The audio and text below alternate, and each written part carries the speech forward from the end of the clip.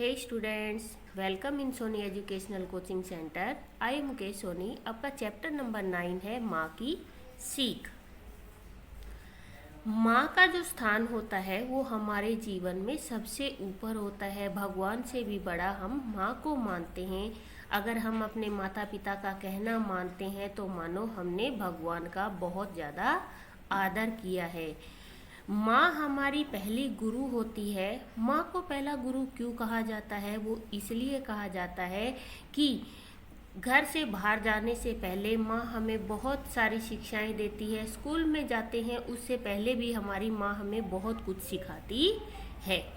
यहाँ पे एक माँ है जो अपने बेटे को बहुत अच्छी अच्छी शिक्षाएं दे रही है। किस तरीके से? वो अपने बेटे से कहती है, बेटा सबसे मिलकर रहना, बातें कभी बुरी ना कहना, बोलो ऐसी मीठी बोली, पिघले बंदूकों की गोली।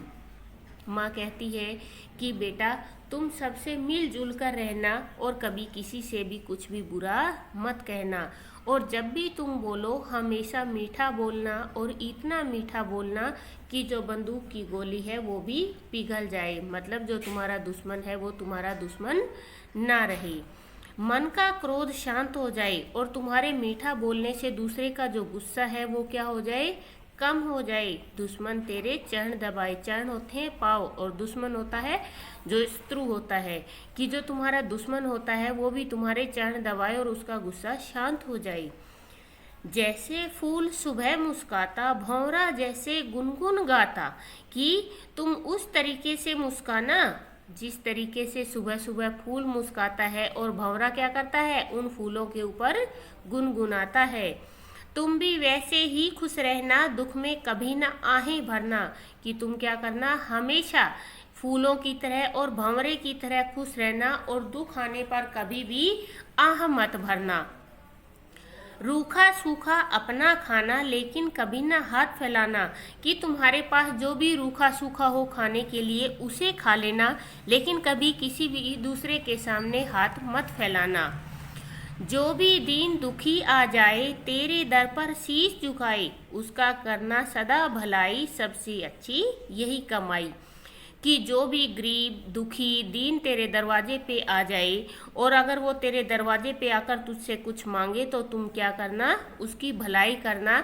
और अपने जीवन में यही सच्ची कमाई होती है। तुम कभी किसी को भलाई करने से मना मत करना।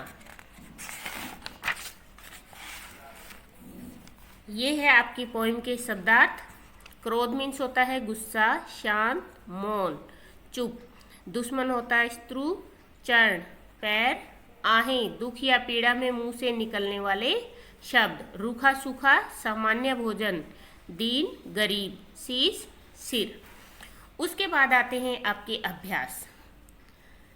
जैसे आपको बोल बोल कर इनको पढ़ना है। पिघलना, बंदूकों, दुश्मन, भौरा, आहें, दीन दुखी, रूखा सूखा, खुश, शांत। इसके बाद आते हैं आपके मौखिक क्वेश्चन।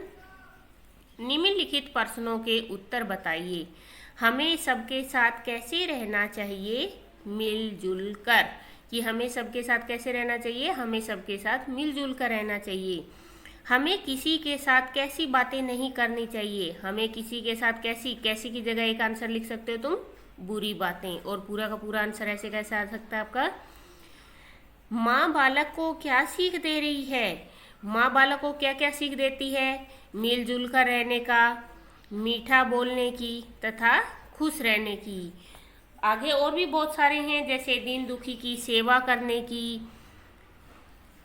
नेक्स्ट है आपका, हमें कैसी बोली बोलनी चाहिए? कैसी की जगह क्या आएगा? मीठी। हमें मीठी बोली बोलनी चाहिए।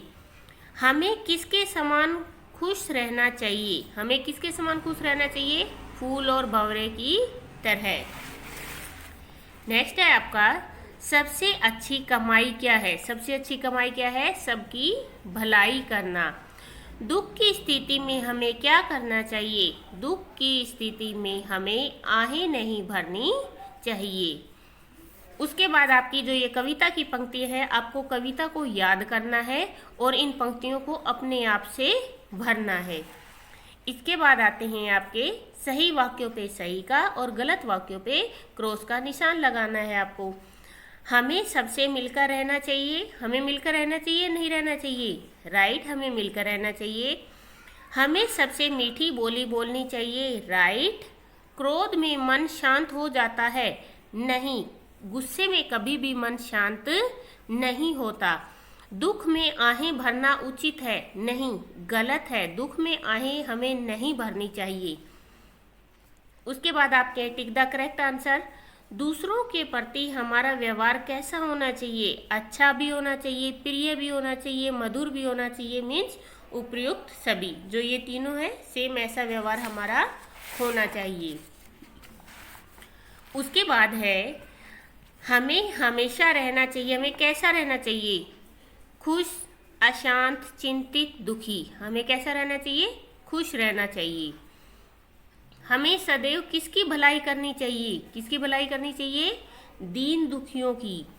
माँ बालक को क्या दे रही है, माँ बालक को सीख दे रही है। इसके बाद आती है आपकी व्याकरण। देखो यहाँ पे आपको आनंद ऐसे भी लिखा जाता है और ये है मानक वर्तनी, आनंद ऐसे भी लिखा जाता है। हम आज के टाइम में इस मानक वर्तनी का यूज करते हैं, इनका यूज नहीं करते। जैसे अंदर में आधा न लगा हुआ है, हम आधे न की जगह यहाँ पे ऊपर जो बिंदी दी हुई है इसका यूज करते हैं। किंतु की जगह यहाँ पे हमने बिंदी लगाई, परंतु की जगह इसको यूज किया। तो आज के टाइम में हम इसका नहीं, इसका ज़्यादा यूज करते हैं। जैसे आपको यहाँ पे मानक रूप लिखना है, बंदूक, बंदूक का न हटा के मैंने ऊपर बिंदी लगा दी। संबंध, आधा न और आधा मैं हटा दिया। अशांत, अंबर।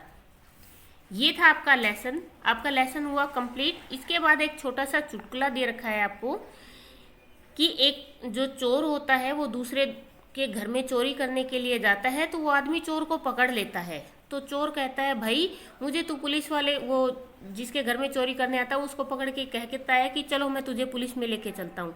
तो चोर कहता है कि नहीं, मेरा जूता तुम्हारे घर में रह गया।